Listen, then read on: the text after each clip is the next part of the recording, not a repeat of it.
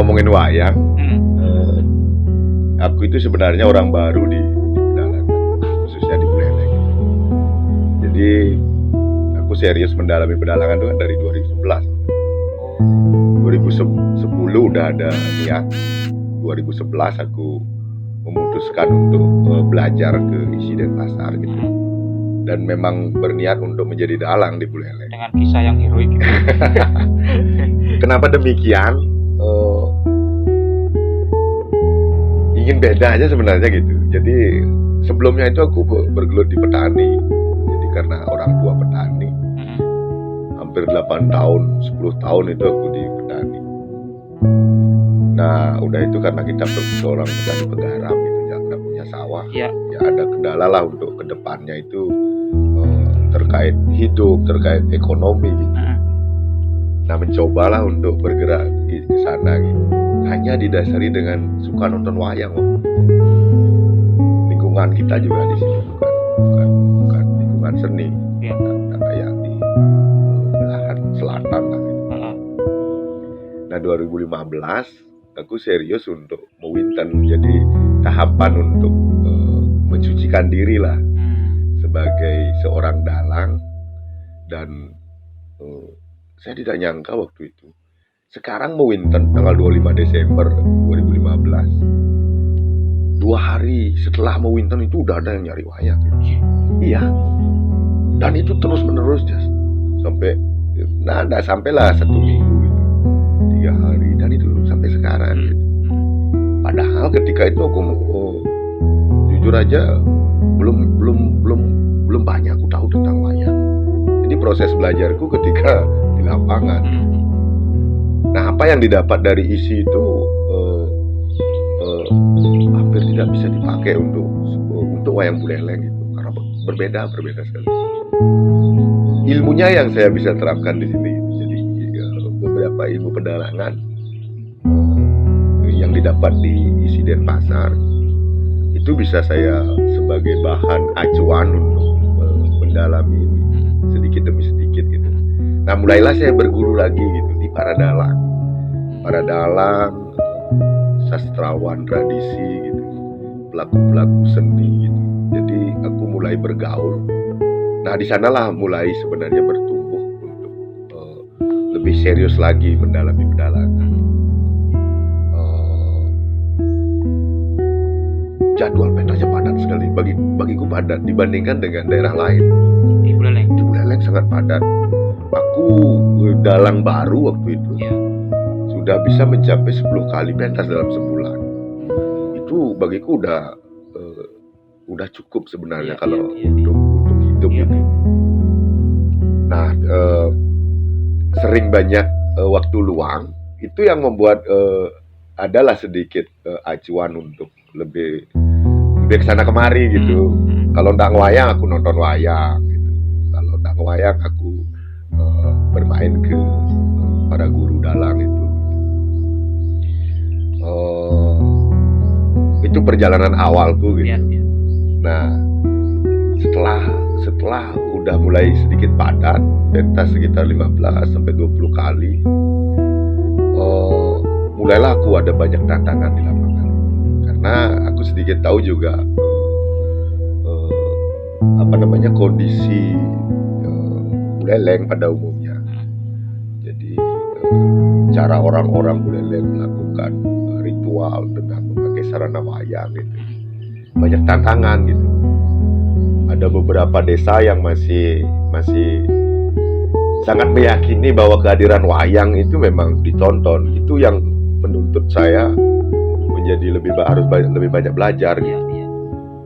Jadi di masyarakat, di lapisan masyarakat yang paling bawah itu masih ada beberapa komunitas yang meyakini bahwa dalang itu seolah-olah serba bisa gitu dalam kaitan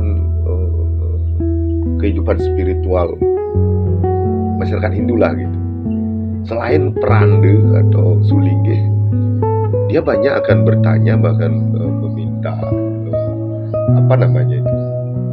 solusi segala permasalahan terkait itu terhadap dalang. Nah, aku kosong gitu. Itu masalahnya sebenarnya gitu. Dan aku tidak mau di posisi itu. Aku tidak nyaman sekali dengan posisi orang yang menerka-nerka diriku tahu ternyata tidak gitu. Nah, beruntung sekali aku ada keterbukaan bergaul gitu. Banyak juga kawan-kawan yang bergerak di seni modern, di komunitas-komunitas modern gitu. Itu yang banyak aku memberi jalan untuk lebih mendalami ini lagi gitu. Dan itu ngalir sekali gitu.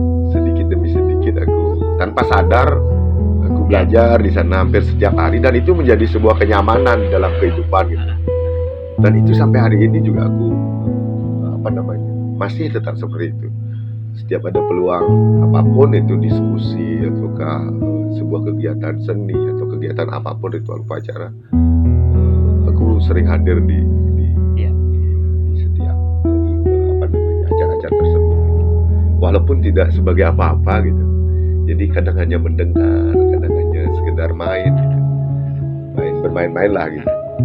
Tapi tanpa sadar itu menambah juga sedikit demi sedikit untuk lebih mengarahlah menukiklah ke konsentrasi kegiatanku hari ini. Setidaknya ada korelasi. Ya, adalah korelasi. Ya. Berarti sebenarnya secara apresiasi dan konsumsi pewayangan di Buleleng itu cukup tinggi gitu ya. Kalau konsumsinya sangat tinggi. Sangat tinggi ya. Nah, biasanya rata-rata untuk konsumsi itu dalam artian tradisi upacara atau hanya sekadar hiburan? Justru yang paling mendominasi adalah tradisi upacaranya. Tradisi upacara ya. Coba bayangkan di 9 kabupaten di Buleleng ini, katakanlah sedikitnya ada 5 dalang per kecamatan gitu. Kita ambil yang paling rendah lah, 5 kali pentas dalam sebulan. Jadi satu kecamatan itu sudah ada 25 kali pementasan wayang di setiap bulannya. Dikalikan 9 kecamatan itu berapa itu? Jadi sepengetahuanku di daerah lain kayak jarang sekali ada kegiatan seperti itu gitu. Terlepas dari wayang ditonton atau tidak gitu. Ini kaitannya dengan ritual upacara. Nah, itu kan bagiku peluang untuk ruang untuk melakukan pentas itu tinggi gitu. Nah, sepanjang perjalananku itu, wayangan itu bagiku, kalau dilihat dari segi tontonan, itu juga tidak terlalu gitu. Nah, itu tantanganku sebagai pelaku gitu. Jadi aku tidak hanya sekedar melengkapi upacara, karena ada pertunjukan di sana gitu. Nah, itu sering sekali menjadi bahan pertanyaan dalam diri. Di sanalah muncul beberapa ide-ide kecil untuk berkreativitas atau berinovasi dengan keterbatasan kalau di tradisi itu sepertinya wayang itu masih sangat sakral. Ya, itu dah karena dia seolah-olah sakral sekali, jadi kita terkadang terbatas untuk mengobrak-abrik di dalamnya gitu. Ada batasan. Ya, aku beberapa mencoba sedikit demi sedikit gitu. Aku lihat juga para dalang yang senior gitu. Itu juga kayaknya aku curiga kenapa di Bali Utara itu muncul banyak karakter tokoh rakyat di dalam pewayangan. Setiap dalang punya ciri khas. Ada beberapa yang punya ciri khas, ada yang itu sebagai seolah-olah sebuah senjata gitu. Senjata untuk identitas dirinya di dalam pertunjukan. Itu beberapa komunitas masyarakat dia akan terngiang dengan dalang itu ketika salah satunya membawakan tokoh rakyat gitu. Itu ada beberapa yang melirik itu di masyarakat. Sebuah contoh, dalang ini cari karena gini, suara gininya itu aku senang sekali gitu. Atau karakter rakyat seperti ini aku senang sekali gitu. Ada juga yang seperti itu. Nah, itu bagiku menarik sekali, Jas. Menarik sekali untuk sebuah kegiatan yang sudah jelas-jelas ruangnya sudah ada gitu. Iya. Cuman tantangannya adalah gimana sih wayang ini agar aku biar nggak mubasir ngomong berjam-jam gitu. Iya. Seolah-olah sebuah formalitas pertunjukan saja gitu. Dan itu membuat kejenuhan. Bukan aku harus ditonton pertunjukanku gitu. Oke. Nah ketika itu dijalani sedikit demi sedikit, ternyata ada peluang-peluangnya itu. Jadi aku kemas kadang-kadang sebuah pertunjukan yang padat dengan mengolah beberapa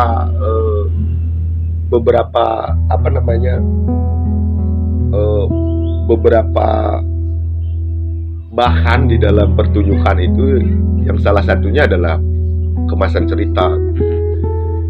Nah pada umumnya di Buleleng itu jarang sekali mengambil lakon atau cerita pokok yang panjang gitu. Jadi dalang-dalang di Buleleng itu terkadang mengambil cerita-cerita carangan. Jadi itu bisa secara singkat dijelaskan sampai dari awal sampai akhir gitu. Hanya membutuhkan 1 sampai 1,5 jam untuk satu lakon gitu. Nah pada umumnya itu. Aku juga curiga kenapa demikian. Karena mungkin penonton wayang itu sudah dipengaruhi dengan hari ini. Jadi manusia hari ini itu kan sudah hampir bisa dihitung yang kuat menonton panjang gitu. Dengan kehadiran tawaran-tawaran sosial media yang singkat, padat gitu. Itu mempengaruhi mungkin ketika dia nonton wayang. Ketika tidak seperti itu dianggap boring gitu. Nah terkadang aku juga bermainnya di sana gitu. Nah sebuah contoh, kalau wayang yang konvensional, wayang tradisi di Buleleng itu strukturnya di awal itu ada istilahnya peguneman gitu. Peguneman itu sejenis rapat gitu.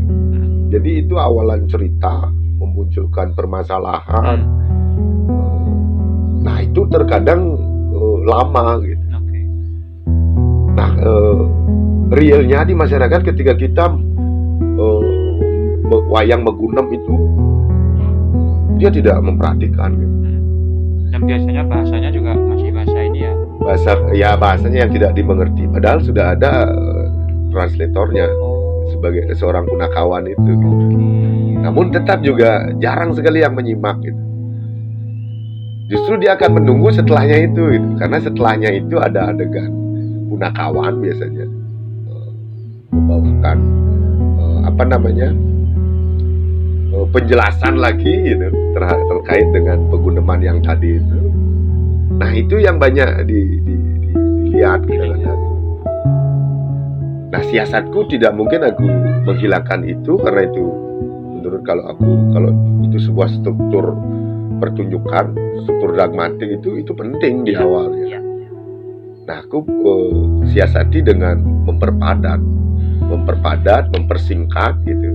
Aku cari poin-poinnya saja gitu. Terkadang bermain di sana gitu. Dan ada juga tantanganku itu, aku berusaha ketika peguneman itu rapat di awal itu berusaha untuk menarik perhatian penonton dengan cara mengemasnya. Rapat itu harus ada sejenis agak tegang atau konflik gitu, memunculkan pertentangan antar tokoh gitu. Nah, itu terkadang berhasil juga gitu, sehingga penonton mau mendengarkan ini. Nah itu berjalan ngalir gitu.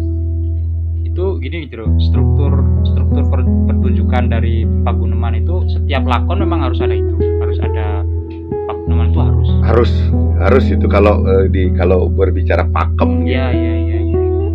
Nah itu berarti di seluruh Bali itu menggunakan pola yang sama ya? Seluruh Bali pada umumnya menggunakan kalau wayang tradisi, wayang konvensional. Biasanya kalau Jero Dalang sendiri banyak mementaskan lakon apa aja lo? Aku lebih sering mementaskan lakon carangan atau lakon-lakon kelahiran, kematian, atau perkawinan gitu. Karena kebutuhannya seperti itu ya. Karena wayang itu sering dipergunakan ketika ada hajatan 3 bulanan itu. Udah itu aja perkawinan, kematian. Ada juga upacara potong gigi itu. Ya itu ada 2 sumber lakon kelahiran Gatot Kaca juga bisa, diambil dari kelahiran Bathara Kala juga bisa gitu. Bathara Kala yang lahir dengan tidak semestinya, dia akan menjadi sosok raksasa gitu. Dia akan mencari ayahnya, dan adalah syaratnya harus dipotong taringnya gitu. Karena makna dari upacara metatah atau potong gigi itu adalah itu menghilangkan keraksasaan gitu, simbolisnya gitu. Nah, kalau kemudian berbicara soal lakon itu Jeruk, berarti kalau dulu misalnya perbedaannya dari pewayangan dulu dengan pewayangan yang hari ini, kalau dulu tuh durasinya berapa rata-rata Jeruk? Kalau mungkin nggak dipadatkan itu kalau zaman-zaman terdahulu mungkin di bawah tahun 90-an itu. Nah tahun 90-an masih lah beberapa daerah yang agak di pedesaan itu masih itu pertunjukan wayang 2-3 jam, bahkan sampai 4 jam. Karena saya pernah mendapatkan kaset pita itu, salah satu dalang dingsir di Buleleng itu 3 kaset itu kalau dihitung durasinya hampir 3,5 jam. Lama juga ya. Nah aku curiga juga karena itu pun ada recordingnya gitu. Bayangkan kalau tidak ada itu, mungkin dia akan liar lebih panjang. Bisa 4-5 jam sepertinya. Dan ada katanya seperti itu dulu, karena ada guruku yang mengatakan seperti itu. Kalau di Jawa itu kan panjang sekali. Nah itu udah Pak Keliran Semalam Suntuk kan. Semalam Suntuk. Dari mulai jam 10 malam itu bisa sampai subuh. Gini pertunjukan wayangnya ya. Sampai tuntas. Tapi sekarang juga sepertinya dipadatkan. Orang-orang Jawa juga sama nih. Nah, kalau berbicara soal kreasi itu saya tertarik dengan ini dengan apakah kemudian setiap lakon itu sudah ada entah dalam bentuk tutur tinular atau dalam bentuk buku atau Jero Dalang sendiri yang menciptakan biasanya? Cerita itu sebenarnya banyak sekali sumbernya. Sumber pertama adalah dari babonnya, dari babon Mahabharata itu ada yang mengacu pada komik siapa karya siapa itu? Era Kosasih itu ada juga banyak yang mengacu. Tapi itu kebanyakan versi Jawanya gitu. Nah selain itu kalau dalang-dalang di Buleleng itu berdasarkan kekawin dia, karya sastra berupa kekawin. Nah kadang kekawin itu yang paling tren Ramayana dan Mahabharata. Kekawin Bratayuda gitu. Jadi kekawin Bratayuda itu tentang peperangan di Kurusetra itu. Dari awal sampai akhir peperangan. Nah terkadang itu juga dipakai pijakan lakon. Selain itu ada juga beberapa para dalang yang bukan dalangnya sebenarnya, ini orang lain yang menulis gitu, nulis lakon gitu. Namun dibuat seperti bukan lakon utuh seperti sebuah naskah gitu. Jadi seolah-olah sebuah sinopsis saja. Nah terkadang kita juga berpijak pada itu, namun kita mengembangkan itu lagi gitu. Selain itu juga karena ada kalau aku sih di Wikipedia aku banyak gini. Untuk pendalaman sebuah tokoh, satu tokoh itu mendalami satu karakter tokoh itu, pengalamanku aku bisa membuat cerita dengan satu tokoh bisa mencapai 5-6 lakon gitu. Sebuah contoh Gatot Kaca gitu. Nah, di sana dijelaskan Gatot Kaca asal usulnya seperti ini, ininya seperti ini, perjalanan kehidupannya seperti ini, matinya seperti ini. Nah, kita mendalami itu dari kelahiran mungkin. Kelahiran sudah itu perjalanan dewasa gitu, perjalanan kehidupan. Ada yang sempat seperti bertapa yang seperti itu, sempat disuruh apa itu oleh orang tuanya atau kerajaannya gitu. Nah, itu bisa sekali mengembangkan untuk menjadi sebuah lakon gitu. Artinya sebenarnya dunia pewayangan itu dinamis ya. Dinamis sekali ya. Jadi kita banyak sekali bisa makanya tidak tuntas ini untuk sebuah pembelajaran. Itu hanya bayangkan itu hanya baru satu tokoh kita bisa beberapa lakon kita bawakan gitu untuk sebuah pengenalan satu tokoh gitu. Bayangkan itu tokoh pewayangan yang sangat banyak sekali. Nah, itu juga salah satu cara untuk kita mengemas sebuah cerita gitu, lakon untuk menyampaikan gitu. Sependek pengetahuan Jero Dalang, banyak dalang di Buleleng ini. Ada semacam komunitasnya nggak di sini tuh? Nah, itu sangat disayangkan sekali. Belum ada. Belum ada. Dan aku sempat ingin mengetahui data itu, Jas. Aku pernah dengar dulu penyuluh bahasa Bali itu, dan aku pernah didata. Harapanku data itu ada gitu. Itu aku ingin bergerak dari itu gitu. Seperti apa sih? Karena aku juga tidak tahu semua ini. Karena terlalu luasnya gitu. Nah, tetapi aku hanya sekedar di mana dia dalangnya, aku ke sana gitu. Aku banyak bergaul ke gini. Beberapa kawan-kawan lah dan para senior guru gitu. Aku membuka pergaulan di sana. Nah, sepengetahuanku dalang di Buleleng itu kalau dibandingkan dengan dalang di tempat lain, di Gianyar khususnya, masih kurang sebenarnya di Buleleng, masih kurang gitu. Nah, itu sebabnya kenapa mungkin padat acara pajak. Aku aja bisa ke beberapa desa lain gitu. Untuk satu kecamatan aja gitu. Nah, kalau di luar konteks dalang secara pribadi, Jero, misalnya pengrawitnya, terus kemudian pengiringnya dan sebagainya, itu ekosistemnya juga sama nggak, sebanding nggak dengan jumlah dalang dengan ini? Itu juga permasalahan gitu. Sepengetahuanku atau pengalamanku dari 2015 itu masalah itu pengrawit terutama. Karena ada pengrawit wayang tradisi itu kan gender ya. Pemain gender gitu. Nah, banyak orang yang bisa memainkan gender, tetapi tidak banyak yang bisa mengiringi wayang. Kenapa bisa begitu? Karena di penabuh pengrawit gender itu setidaknya dia harus memahami juga pedalangan gitu. Itu sebabnya gitu.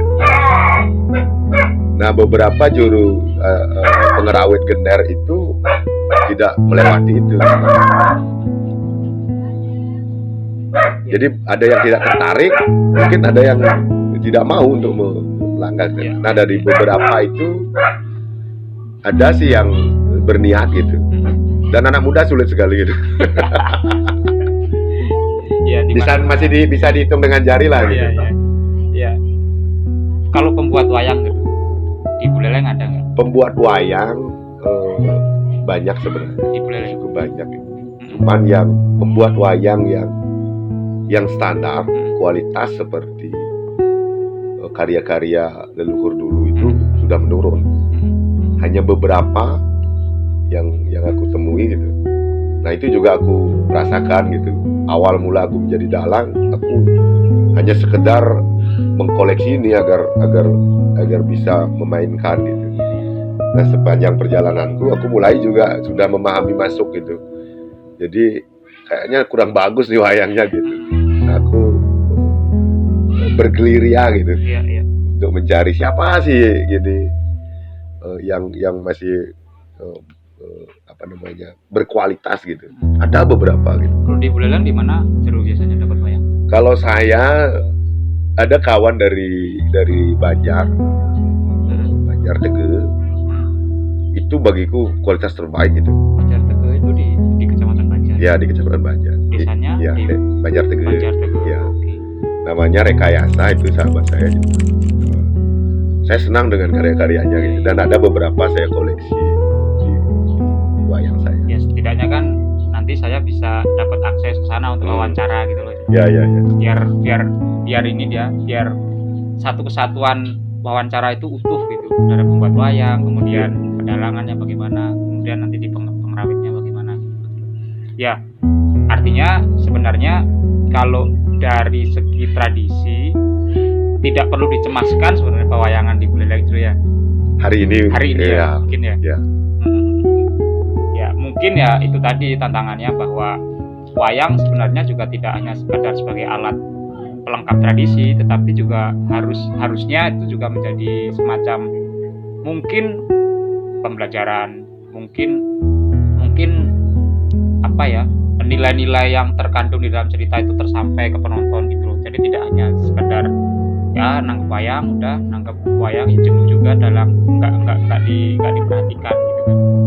Nah sebenarnya kalau di pewayangan itu Jero, apa saja tahap untuk pagelaran wayang itu Jero? Tahap dalam arti ya? Tahap dalam hal sebelum pementasan itu harus ngapain, terus kemudian setelah pementasan itu harus ngapain gitu loh. Kalau dalang pada umumnya aku juga pakai itu semua berdasar dari Dharma Pewayangan gitu. Seolah-olah undang-undang dasarnya seorang dalang gitu. Nah di sana banyak sekali tercantum etika yang sebaiknya dilakukan oleh seorang dalang, dari kesehariannya di rumah, dari apa yang bisa dikonsumsi, terus doanya seperti apa, sudah itu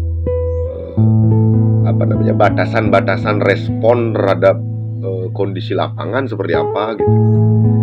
Karena di Dharma Pewayangan itu cukup lengkap terhadap si dalang gitu. Jadi pada umumnya sih dasar orang yang melakukan keseharian menjadi dalang itu adalah Dharma Pewayangan.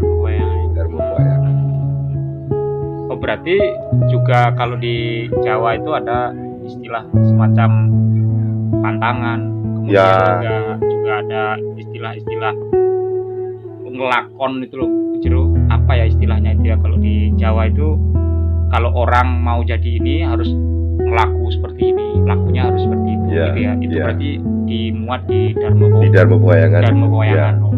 Ya. Iya. Itu diisi juga diajarkan. Diisi juga diajarkan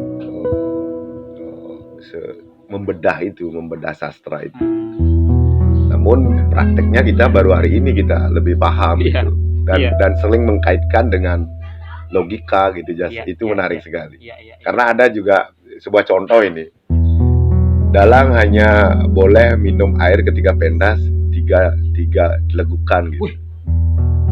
Gitu Jero? Ya ada. Itu masuk akal sekali Jas. Bayangkan kalau kita lelah terus minum air banyak gitu, kan otomatis mau kencing nanti. Iya. Itu aku arahkan ke sana gitu. Pantes dalang-dalang itu bisa berjam-jam itu nggak kemana-mana.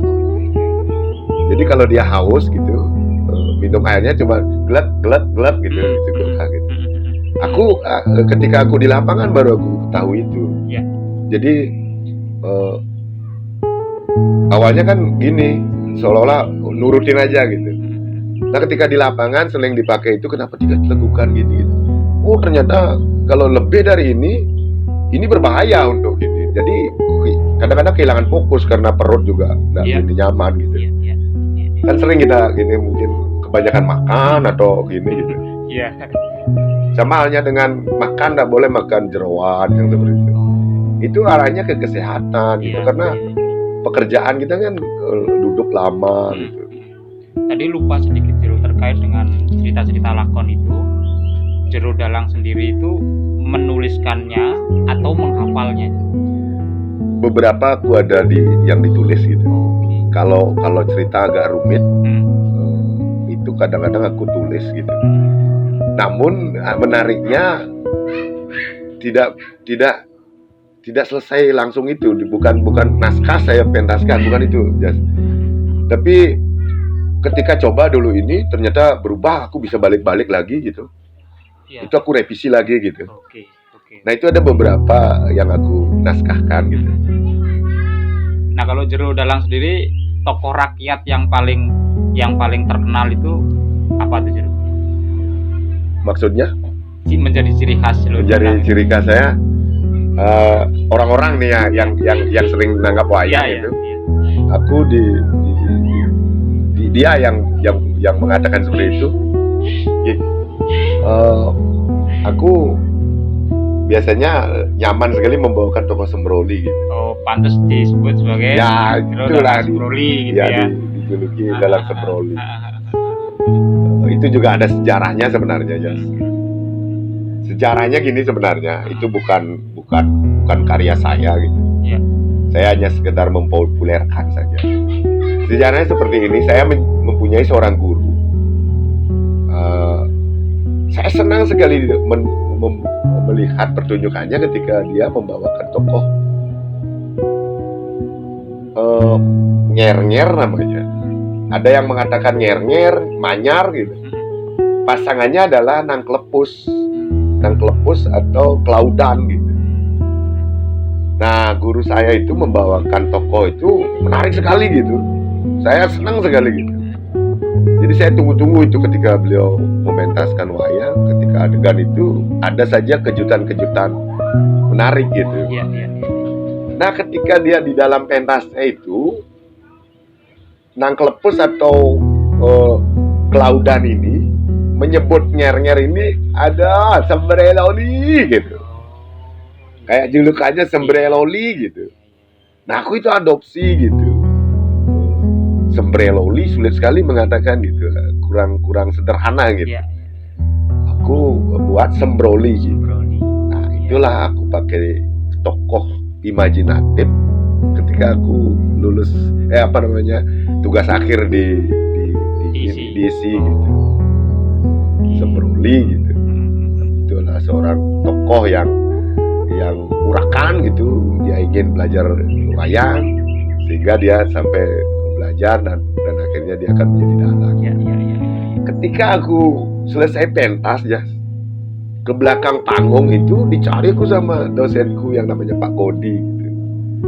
Dia yang memberikan kepanjangan Sembroli gitu. Oh, Sembroli, Sembrono kembali. Nah, aku juga itu adopsi gitu. Iya. Jadi ketika orang-orang bertanya, kenapa sih Sembroli gitu? Karena ini terlalu panjang aku menjelaskan gitu. Kadang-kadang singkat waktunya di pagelaran gitu, ada selintas gitu. Orang apa Sembroli gitu, dia ada pertanyaan. Orang Sembrono sudah kembali gitu aja. Itu jadinya aku pakai sekarang gitu. Iya. Dan itu bukan aku yang menciptakan gitu. Iya. Namun aku menggali lagi agar sedikitnya adalah perbedaan dari guruku gitu. Embrionya dari sana gitu. Dan beliau senang gitu. Senang sekali ketika aku membawakan itu. Iya. Jadi bagiku dia terbuka sekali dalam hal pemikiran. Ternyata Sembreloli bisa dikarakterkan seperti ini gitu. Iya. Nah, dalam hal bentuk itu berarti Jero Dalang sendiri yang membuat bentuk Sembroli. Sekarang aku buat lagi yang gini agak berbeda gitu. Berbeda tipis lah gitu. Iya. Tapi tetap sih sumbernya dari sana gitu. Dari guruku. Apa perbedaan mendasar wayang Buleleng dengan wayang di daerah lain? Wayangnya dalam bentuk wayangnya. Bentuk wayangnya kalau pada umumnya di Buleleng itu agak lebih besar, lebih tinggi, beberapa senti. Dan ukirannya itu lebih sederhana yang di Buleleng. Dari warnanya juga sama? Dari warna juga, pewarnaan juga berbeda. Cara-cara pewarnaan gitu. Iya.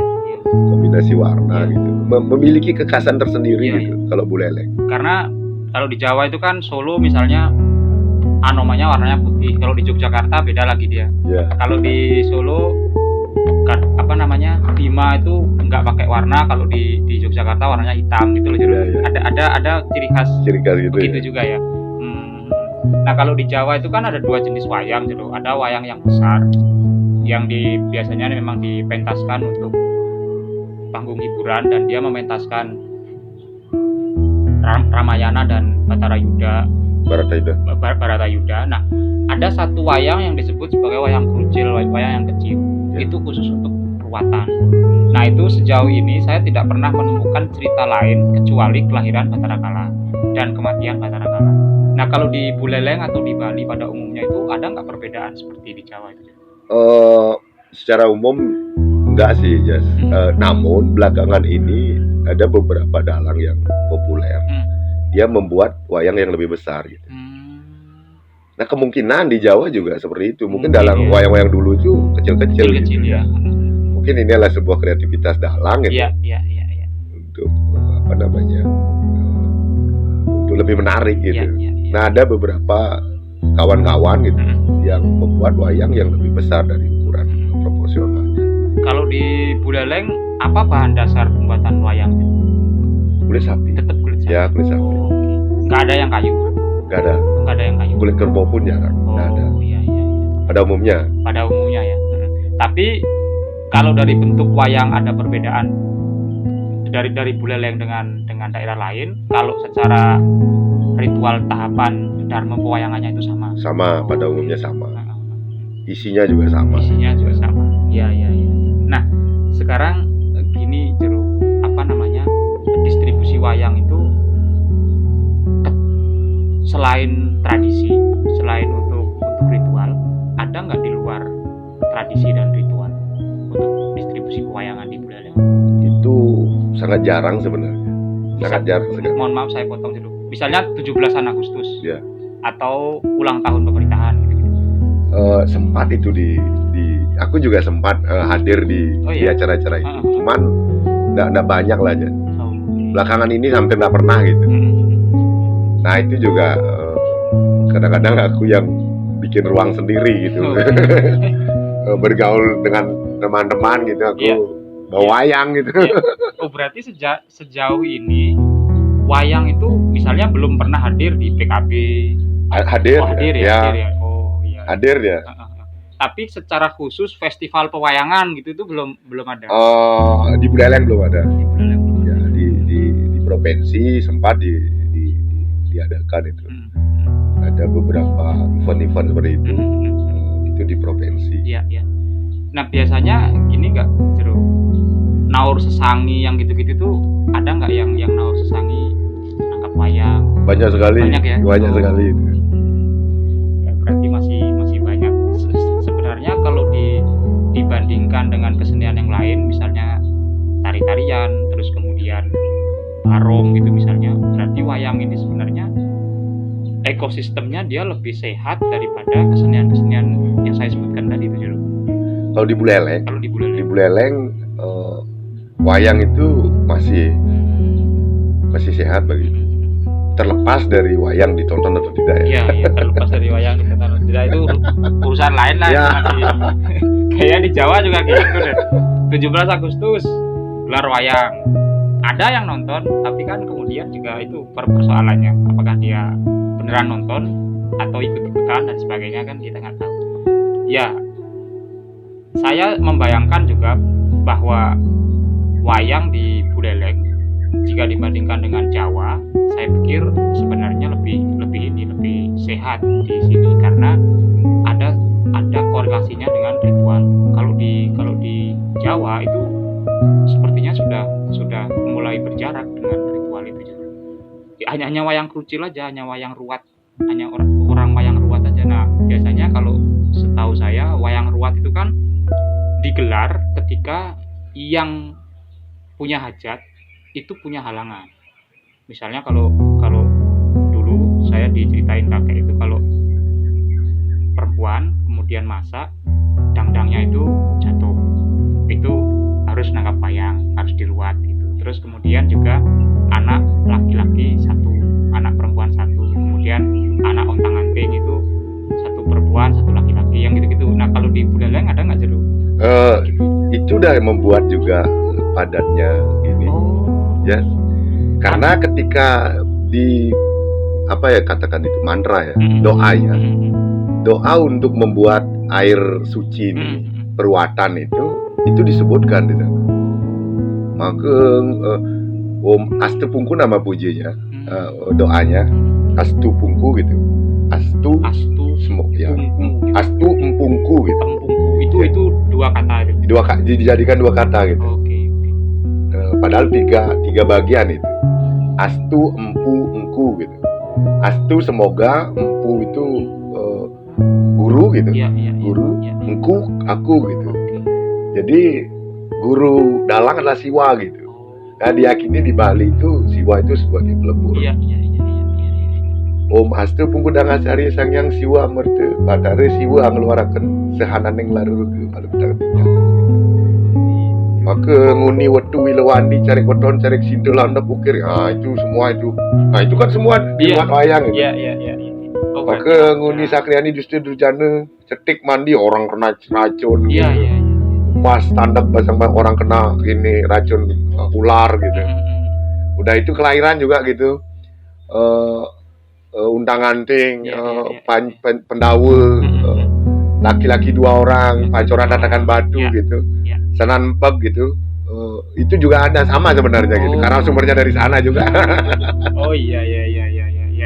Nah itu juga gini apa namanya, yang sempat jadi pertanyaan saya gitu ya sendirian itu, apakah di Bali juga ada ya yang semacam ini gitu loh. Ternyata ada. Ada mas. Oh berarti yang mendukung ekosistem pewayangan di Bali selain sebenarnya dia juga tradisi, memang apa namanya, di luar tradisi itu pengobatan dan sebagainya itu termasuk di dalam ini ya, Jero ya, dalam pementasan pewayangan berarti ya. Artinya wayang itu bisa dijadikan sebagai sarana obat gitu loh. Ya obat untuk gini. Ya untuk ruat lah, ruat. Diyakini. Karena di Jawa masih itu. Di desa saya masih. Saya kemarin tuh sempat juga nelpon adik saya untuk minta tolong, minta nomornya dalang pengurutan di desa, tapi karena sudah almarhum, terus sekarang diteruskan anaknya, tapi sepertinya anaknya belum lulus kayaknya. Nggak tahu, saya belum lulus pendidikan atau memang belum lulus pendidikan pedalangan, saya belum tahu. Karena juga cukup lumayan gini, orang Jawa khususnya di desa saya menggunakan sarana pewayangan untuk itu tadi pengeruatan. Kadangkala orang tidak jelas penyakitnya apa, dibawa ke rumah sakit bolak-balik nggak gini. Terus kemudian yang undang dalang untuk ruat, baru dia sembuh gitu. Sekalipun itu pernah terjadi, kiai besar di ini nggak percaya deh. Anaknya itu udah operasi berkali-kali. Katanya inilah, katanya itulah. Adalah tetangga yang menyarankan coba pewayangan. Awalnya dia nggak percaya. Dan dalam tanda kutip musyrik kan, tradisi itu percaya dengan ini kan, itu tradisi Hindu itu, tradisi gini dipakai dalam. Sekarang anaknya sehat walafiat. Nah hal-hal seperti itu saya pikir juga mendukung ini loh, ekosistem pewayangan itu mendukung hal-hal seperti itu. Nah kalau dari ini kan sebenarnya apresiasi itu masih datang dari masyarakat. Kalau dari pemerintah sendiri dalam hal mungkin tidak apresiasi dalam bentuk pertunjukan atau mengundang ya, tapi dalam bentuk yang lain, Jero, misalnya pernah nggak ada pencatatan atau kemudian pendokumentasian, kemudian pemetaan tradisi pewayangan di Buleleng yang dilakukan oleh pemerintah Kabupaten Buleleng, khususnya Dinas Kebudayaan? Pernah nggak ada semacam ini? Menurutku sih sampai hari ini belum. Yang aku pernah lihat cuman aku pernah didata sama Guru Bahasa Bali. Cuman itu saja. Karena aku juga banyak teman-teman yang ada di Dinas Kebudayaan di Buleleng. Aku tanyakan tidak pernah memang. tahu yang dulu ya. Iya, iya. Kalau Iya, iya. kayaknya di atas tahun 2010 sampai hari ini belum ada. Belum ada ya. Karena saya sempat dulu waktu di PPK, Badan Pelestarian Balai Pelestarian Kebudayaan itu, Ya. mereka sebenarnya sedang perhatian terhadap kesenian khususnya yang masuk di warisan budaya tak benda. Nah, mereka itu sedang melakukan penggalian, ya sama seperti yang saya lakukan hari ini tentang ekosistem dan sebagainya gitu. Kemarin itu saya terlibat di Ganggu, kemudian Sangiang, lalu Joget dan Barong. Dan ternyata kalau dari kasat mata kita anggap baik-baik aja, setelah melakukan banyak wawancara dengan pelaku seni, ternyata nggak baik-baik aja. Jadi misalnya di apa namanya, Barong itu, bahan untuk barong itu ternyata cukup langka ininya, pohonnya gitu. Nah, itu hal-hal seperti itu yang kemudian tidak dilihat oleh pemerintah, bahwa kesenian itu juga berkaitan dengan bahan barongnya juga harus ada kan gitu ya. Terus kemudian tidak hanya dari segi pertunjukan, terus senimannya makan dan sebagainya, tapi seniman pembuat barong itu langka gitu. Ya. Gitu loh. Nah, makanya saya tadi tanya apakah kemudian seniman pembuat wayang itu juga langka apa tidak gitu. Tapi ternyata di beberapa Buleleng, selain di Banjar Teguh itu, di Buleleng Ada di Nagesepe yang banyak juga. oh di Nagas. Nagesepe banyak. Karena ada satu keturunan gitu. Itu banyak dia gini. Melanjutkan Iya. kegiatan leluhurnya gitu. Ada itu di satu kompleks keluarga gitu. Iya. Ada juga di Sudaji, dan ada beberapa anak-anak muda gitu yang senang wayang, Iya. yang gini pedalangan itu dia udah membuat wayang juga gitu. Tapi kalau membuat wayang itu, kalau dalang kan ada Dharma Pewayangan. Kalau membuat wayang itu ada nggak? Oh, nggak ada di Dharma Pewayangan, nggak tercantum. Iya. Konon ada katanya peniti tali pedalangan gitu. Peniti tali pedalangan. Ya itu tidak ditemukan sampai hari ini gitu. Aku disuruh nyari itu sama dulu Prof. Sedana. Iya. Beliau pernah mengatakan bahwa itu ada gitu, tapi sampai hari ini tidak ada gitu. Itu semacam sebuah panduan untuk pembuat wayang gitu. Salah satunya mungkin gitu, karena di sana bukan ke dalangnya gitu, Iya. bukan ke subjeknya gitu, tapi ke seperti katanya ada ukuran-ukuran kelir berapa gitu, ada ukuran keropaknya berapa gitu. Iya. Aku juga mencari itu dah ketemu sampai di gedung KRD pun pernah tak cari, dah ada. Oh, berarti Dharma Pewayangan itu di Lontar ya? Ya, Lontar. Di Lontar Dharma Pewayangan. Ya. Kalau kemudian di pemerintah belum melakukan seperti itu, sebagai pelaku seni yang bergerak di dalam dunia pewayangan, sebenarnya perlu nggak misalnya ada gerakan seperti itu? Perlu sekali kan, data itu perlu gitu. Jadi pembahasan tentang pedalangan pun perlu gitu. Jadi banyak peluang keuntungan untuk ketika itu dibahas gitu. Tapi kecurigaanku, kenapa juga para dalang asik seperti ini? Karena dia masih hidup gitu. Jadi jaranglah yang sampai mengarah ke sana gitu. Jadi dia asik dengan rutinitasnya gitu. Karena itu sudah menopang untuk kehidupannya gitu. Tokoh yang paling berpengaruh di pewayangan Buleleng itu tokoh dalangnya beda-beda aja. Kalau ada di daerah timur gitu, menurutku di Buleleng itu ada 3 bagian. Ada di timur, ada di tengah, dan di barat gitu. Nah, kebetulan aku ada di tengah gitu. Kalau di tengah sih, sepengetahuan para dalang itu seolah-olah ada kiblatnya dia gitu. Ada dulu dalang senior yang terkenal seperti Dalang Jindre gitu, Dalang Sidie. Nah, itu banyak yang terinspirasi dari itu gitu. Kalau di Jawa itu ada Ki Mantap, Ya ada itulah ya. kan seperti itu juga mungkin. Ya. Nah, kalau di Jawa itu kan ada semacam goro-goro gitu loh, Jero.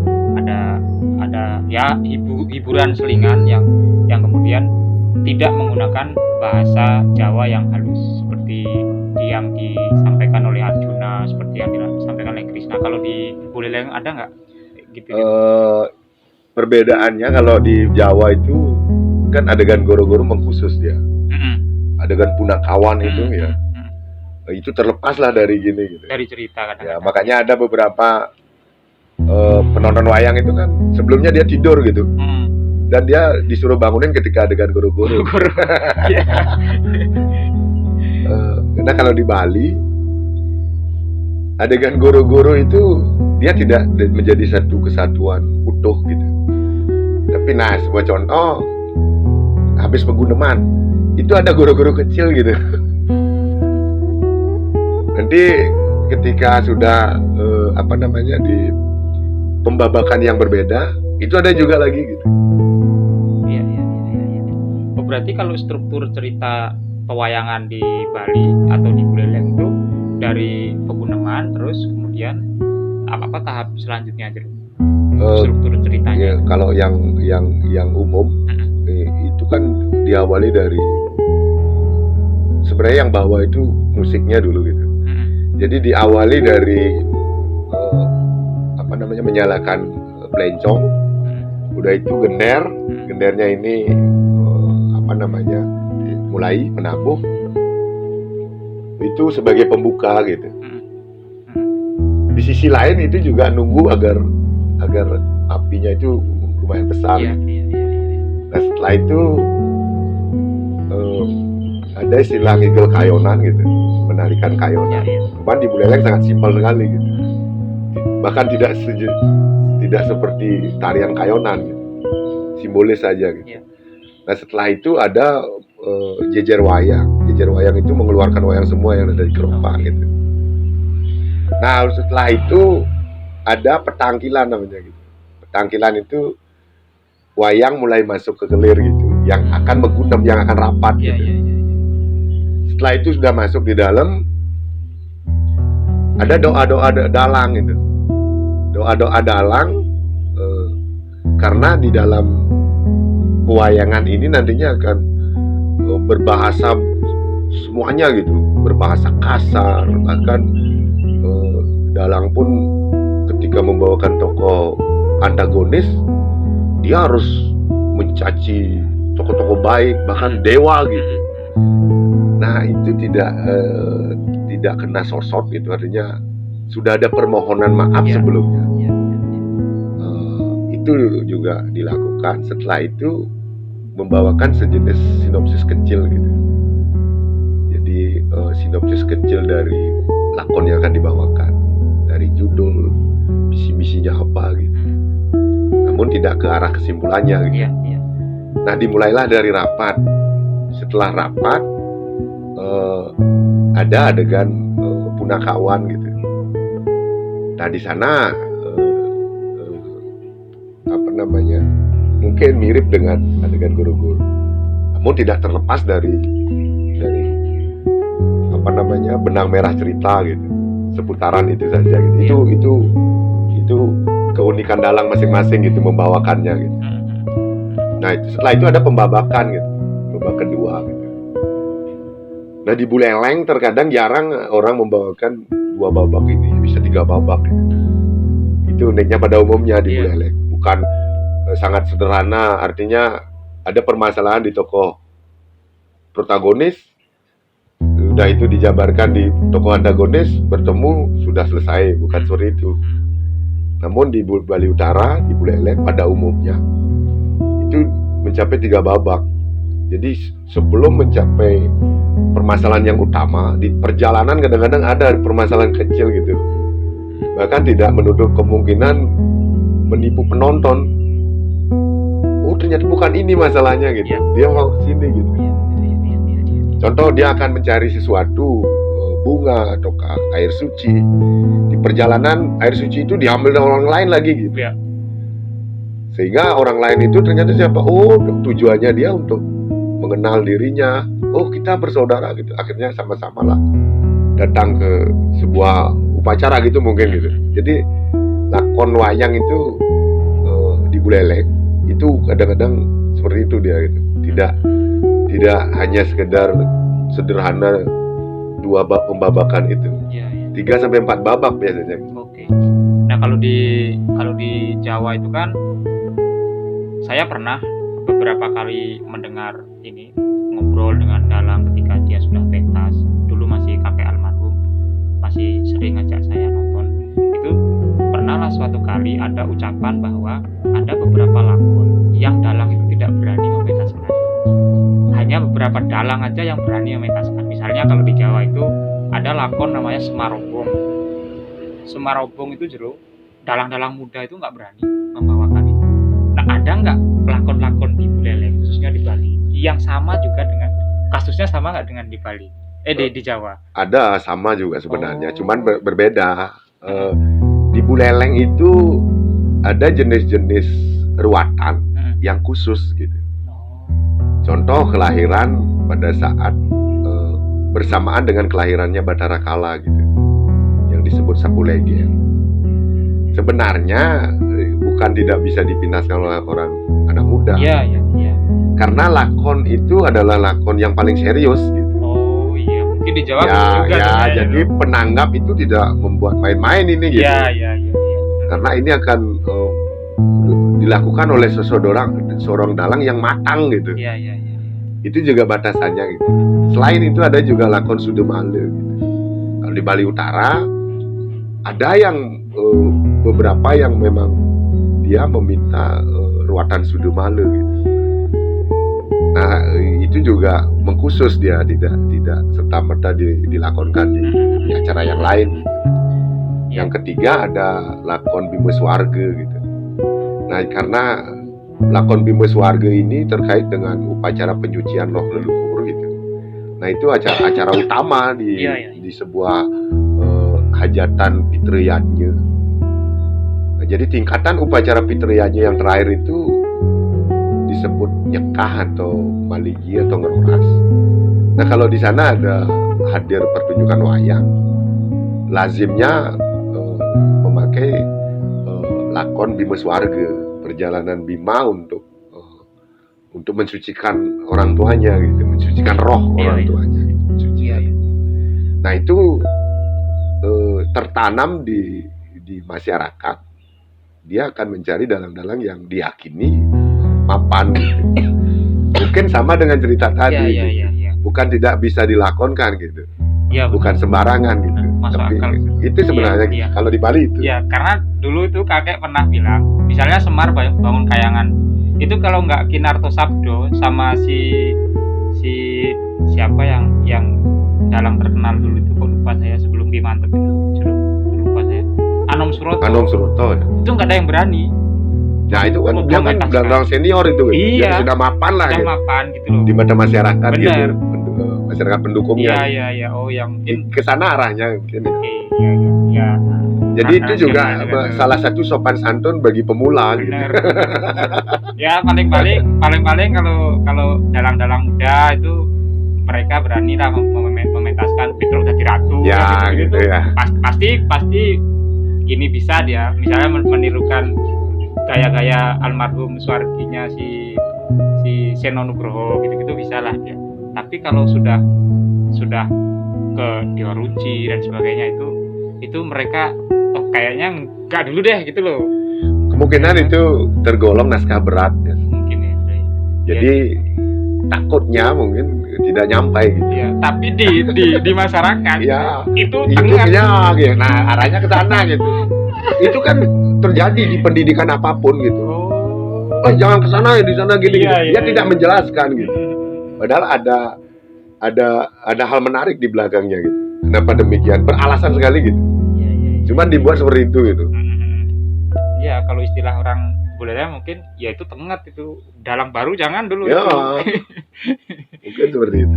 Ya sih, masuk akal sebenarnya. Kalau misalnya kami di anak-anak muda tuh mau baca sastra gitu misalnya, jangan ke pram dulu gitu Ya. lah kira-kira, jangan langsung ke pram dulu ya, ke yang novel remaja gitu. Ya, kan seperti itu juga. Kan ada Iya, apa ya bedanya dengan itu Iya kan? benar. Oh bisa jadi. Oh iya baru menemukan jawaban. Ya minimal ada penenangan lah di pikiran. Kalau bahasanya anak sekarang itu tidurnya bisa nyenyak. Ya karena dulu tuh saya juga kenapa nggak dipentaskan gitu. Kenapa nggak dipentaskan? Oh ternyata memang ya mungkin agak rumit atau apapun. Ya berarti secara garis besar sudah mulai terang bahwa dunia pewayangan khususnya di Buleleng itu sebenarnya satu ada unsur pendukungnya, makanya dia bisa tetap jalan, dia tetap diapresiasi oleh masyarakat, bisa dikonsumsi oleh masyarakat. Tapi di sisi lain juga ada hal-hal yang memang perlu dipisahkan ya, gitu ya, seperti dengan tadi itu pemetaannya, terus kemudian juga keberlangsungannya ini nanti bagaimana gitu. Sejauh ini isi Denpasar sebagai salah satu institusi yang memang memiliki jurusan khusus di pedalangan. Kalau Jero Dalang sendiri melihat apakah itu menjadi kontribusi terbesar dalam pelestarian kesenian pewayangan itu? Menurutku, iya, karena tidak ada lain lagi gitu. Oke. Karena hanya ada dua pendidikan formal yang bergerak di bidang pedalangan. Di Setara SMA Kokar Bali itu, SMK 3 Sekuati, ada jurusan pedalangan, dan untuk perguruan tingginya diisi Denpasar. Ya. Selain itu berarti belum ada. Di Buleleng sendiri di Buleleng pun tidak ada. Jadi kebanyakan para dalang itu belajar ke dalang, belajar ke para dalang. Iya. Cuman karena di Bali itu beraneka ragam pakem pedalangan di berbagai daerah. Nah ini karena mungkin tenaga pengajar itu kebanyakan dari Gianyar dan Bandung.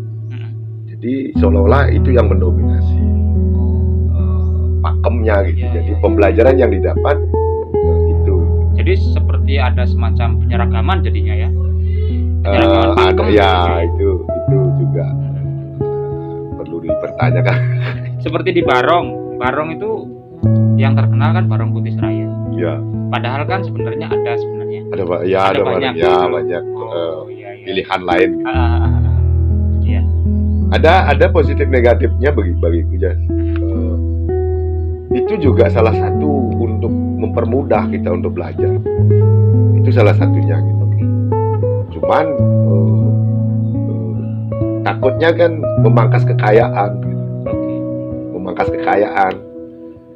Nah beberapa juga ada dalang-dalang senior atau para guru dosen di situ mengatakan bahwa dulu tidak seperti ini gitu. Nah itu karena acuan sebagai sulit kan kalau kita juga tidak ada acuan untuk sebuah pembelajaran kan. Nah sehingga seolah-olah menjadi sebuah penyeragaman gitu. Bahkan ada juga yang belajar dari Bali Utara ke Bali Selatan, dia tidak mengetahui pewayangan Bali Utara karena dia belajarnya di Bali Selatan.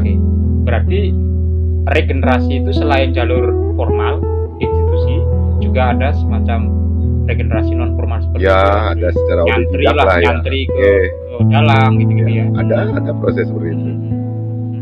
Nah Jero Dalang sendiri melakukan seperti itu nggak? Dua-duanya. Ada nggak beberapa regenerasi yang kesini untuk khusus belajar pedalangan gitu loh? Aku aja masih belajar. Kalau teman banyak gitu. Tapi untuk sebuah pembelajaran aku belum berani gitu. Karena aku juga masih tahap pencarian gitu. Loh, ada banyak yang datang, tapi aku ayo sama-sama belajar ke sana gitu jadinya. Aku belum di ranah sana aja sih. Iya. Banyak loh yang ingin gitu. Tapi khusus ada sanggar gitu nggak ada Jero ya? Sanggar pedalangan gitu nggak ada ya? Di Buleleng nggak ada ya? Tapi di Bali ada? Di Bali banyak di selatan. Dia seperti sanggar tari gitu dong jadinya? Kadang-kadang gini, Jas, karena pemilik sanggar itu dia mengetahui pedalangan. Ketika ada minat orang-orang yang masuk sanggar itu, dia akan dibina. Iya. Karena dulu aku pernah saksikan festival dalang cilik gitu. Dia jeblosan sanggar gitu. Oh gitu. Ya, berarti kan ada komunitasnya gitu. Kalau di Bali Utara ada. Iya. Sepengetahuan. Sejauh ini ada nggak yang memesan lakon secara khusus? Banyak sekali. Oh iya. Di lapangan itu tantangannya juga. Tuh, itu berarti gini, misalnya saya di Jero. Jauh-jauh hari berarti udah bilang dong, Jero Dalang main di rumah saya pakai lakon ya, ini. Ada yang seperti itu, ada yang nada. Itu yang kelabakan. Kadang-kadang kan gini, Jas. Aku kan gak mungkin bawa wayangku semua gitu. Lebih dari 150. Iya. Itu nancepin aja hampir berapa itu, lebih dari 30 menit. Iya. Nah, aku bawa yang penting-penting aja. Nah, kadang-kadang ada wayang lakon khusus gitu. Sebuah contoh, lakon itu memakai naga gitu. Aku udah bawa naga gitu. Oke. Pernah seperti itu. Tapi aku siasati. Nah, gimana itu? Oh, punakawannya yang ngompoy, naganya lihat itu udah gitu. Oke, iya. Wah, menarik itu. Gini. Oh, berarti di beberapa situasi dan kondisi improvisasi juga perlu ya berarti di pedalangannya. Cuman yang paling baik sih sebenarnya jauh-jauh hari gitu. Jauh-jauh hari gitu. Nah, aku kadang-kadang melihat upacaranya apa gitu. Jadi aku sudah persiapkan lakon-lakon yang kiranya tepat untuk itu gitu. Iya. Nah, ini sebenarnya pertanyaan ini bisa dijawab dan bisa tidak gitu. Terkait dengan sekali penyelenggaraan pergelaran wayang itu kisarannya habis berapa sebenarnya? Maksudnya kosnya semua gitu. Semua dari mulai membantennya sampai kemudian ya semua pementasan dan sebagainya itu. Itu relatif sekali, Jas. Relatif sekali karena ada di Buleleng itu istilah dreste. Dreste itu kebiasaan masing-masing komunitas berbeda-beda gitu. Ada yang membuat ritual besar gitu, ada yang kecil gitu. Nah, itu sangat relatif. Okay. Nah, kalau itu ditarik garis tengahnya, satu kali pementasan wayang itu untuk semuanya termasuk Banten itu habis sekitar 2,5 juta sampai 3 juta. Jauh sama Jawa itu. Jawa biaya pengrawit dalang dan sebagainya aja 50 sampai 60 juta. Ya, karena dia sejenis kolosal kan. Iya. Ini kan keliran padat itu. Okay. Jadi 2,5 jam untuk pentas dan ruat itu. Bahkan 2 jam paling lama. Iya. Cuman itu gitu. Itu juga mungkin buat gini ya masih iya gini sih, ya. Hanya pemerintahnya yang sanggup untuk ini sama orang kaya di Jawa. Itu dah nangkap wayang. Oke. Tapi selama ini Jero menyediakan bantennya apa orangnya yang itu? Itu juga salah satu caraku untuk membuat aku itu masih tetap hidup. Aku siapkan segalanya, Jas gitu. Termasuk tempat ini gitu. Karena hari ini juga nggak tahu pengaruh dari apa gitu. Ketakutanku kan merasa wayang itu ribet sekali gitu. Nah, itu aku siapkan untuk aku bawa alat yang sedikit knockdown gitu untuk kiranya mempermudah untuk bekerja. Itu pertama. Udah itu masalah-masalah yang terjadi di masyarakat karena lingkunganku ada di perkotaan lah, nggak di Singaraja. Ada banyak perantau gitu yang dari desa. Nah, dia tinggal di perumahan atau kompleks itu dia nggak tahu siapa gitu. Aku siapkan sampai ritual upacaranya sampai badannya gitu. Itu istriku yang gitu. Iya. Berarti ada ya kasus-kasus seperti ada itu. Gitu. Yang sebulan ada aja. Iya. Ini soal yang teknis Jero terkait dengan perawatan wayang sebenarnya. Apa yang Jero lakukan selama ini untuk merawat wayang supaya dia tetap ya katakanlah bisa memiliki umur yang panjang, tidak rusak dan sebagainya gitu. Awalnya aku karena belum terlatih, belum banyak melakukan pentas wayang, itu banyak wayangku yang rusak gitu. Karena aku nggak bisa kalau wayang mesiat berkelahi itu. Iya, berkelahi. Aku gini kan gitu. Iya. Kalau di Jawa namanya sabetan. Sabetnya itu. Nah itu nggak sampailah setahun itu bisa rusak satu wayang gitu. Dan dari pengalamanku itu ternyata orang dilihat itu di layar, di sini sama di sini aja udah kelihatan berantem gitu. Iya. Karena bayangan. Ya karena bayangannya yang dilihat. Sehingga belakangan ini aku udah bisa merawat wayang gitu. Dan wayang itu aja bukan yang sering dipakai yang cepat rusak. Kadang-kadang yang jarang dipakai yang biasa rusak gitu. Kalau tidak dirawat, dibuka terus-menerus gitu. Karena itu bahannya kan bahan alami, dari kulit sapi. Ketika suhu tidak bagus, kadang-kadang lemap lama, itu bisa jamur dan bisa rusak langsung. Jadi kalau wayang yang sering dipakai dengan cara makainya yang baik, itu lama bisa dipakai. Nah di luar pementasan yang katakanlah komersil, wayang itu ngayah juga ini di Bali. Ada sistem ngayah juga wayang. Ada, aku juga persiapkan ruang-ruang itu. Jadi karena aku juga ada kawan, ada keluarga, ada desa adat gitu. Iya. Aku persiapkan itu. Bahkan di kalau di Jawa ruat desa aja bayar gitu kan. Itu berarti nggak ngayah. Mendatangkan dalang yang besar. Ya segitu dah nominalnya itu bisa 50 sampai 60 juta untuk mendatangkan wayang ke desa gitu. Berarti di Bali katakanlah nyaris samalah dengan tradisi yang lain ya, seperti tari-tarian dan sebagainya, ada sistem ngayah, ada sistem. Ada. Ya. Oh ini panjang juga ngobrol. Asik kalau wayang. Banyak ini kita dapat informasi dari pewayangan.